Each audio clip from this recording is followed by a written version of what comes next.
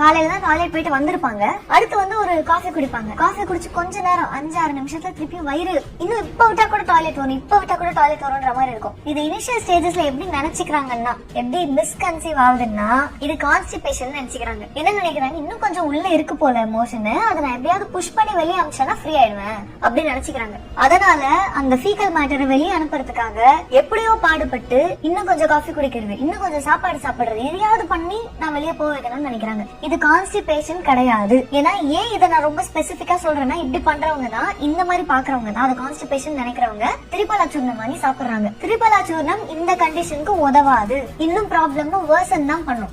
திரிபலா சூர்ணம் வந்து லாக்ஸேட்டிவ். அது என்னன்னா மோஷன் கொஞ்சம் ஈஸியா போக வைக்கிறதுக்காக ஹெல்ப் பண்ணக்கூடிய ஒரு மருந்து அது. ஆனா இந்த ப்ராப்ளம்ல அதிகமா போறதுதான் பிரச்சனை. ஏன் அப்படி ஐபிஎஸ் வருதுன்னு பார்த்தா, நம்ம சொல்ற கேஸ்ட்ரைட்டிஸ் எல்லாம் ப்ராக்ரஸ் ஆகி ஆசிட் ரிஃப்ளெக்ஸ் அதிகமா இருந்து இன்டெஸ்டைன்ஸ்க்கு உள்ள இன்ஃப்ளமேஷன் சொல்லுவோம். இன்ஃப்ளமேஷன்னா ரெட் கலரா வர்றது, கொஞ்சம் வீக்கா இருக்கிறது, இந்த மாதிரி. இது நாக்கு கடிச்சு இந்த சைடு வாய் கடிச்சுப்போம், நாக்கு கடிச்சுப்போம், அந்த மாதிரி பெருசா கூட தெரியாது. லேசா தோல் உறிஞ்சிருந்தா கூட அது எரியும் இல்ல, கான்ஸ்டன்டா அட்லீஸ்ட் அது ஆடுற வரைக்கும். அந்த இடத்துல ஒரு இன்னொரு லேயர் வந்து மூடுற வரைக்கும் எரிச்சல் இருந்துட்டே இருக்கும் பாருங்க. அந்த மாதிரி உள்ள இன்ஃப்ளேம்டா இருக்கும்போது அது மேல நம்ம அதே சாப்பாடு, அதே இட்லி, அதே தோசை, அதே காரக்குழம்பு, அதே மசாலா, அதே உப்பு, என்ன ஆகும்? புண்ணு மேல அதெல்லாம் பட்டா எப்படி இருக்கும்? எரியும்ல, உடனே தள்ளும்ல. நம்ம இங்க இருக்கிறது இந்த பக்கம் தள்ளிடுவோம், உள்ள முழுங்கிடுவோம், இல்ல துப்பிடுவோம், ஏதாவது ஒண்ணு பண்ணுவோம் அந்த எரிச்சல் தாங்காம.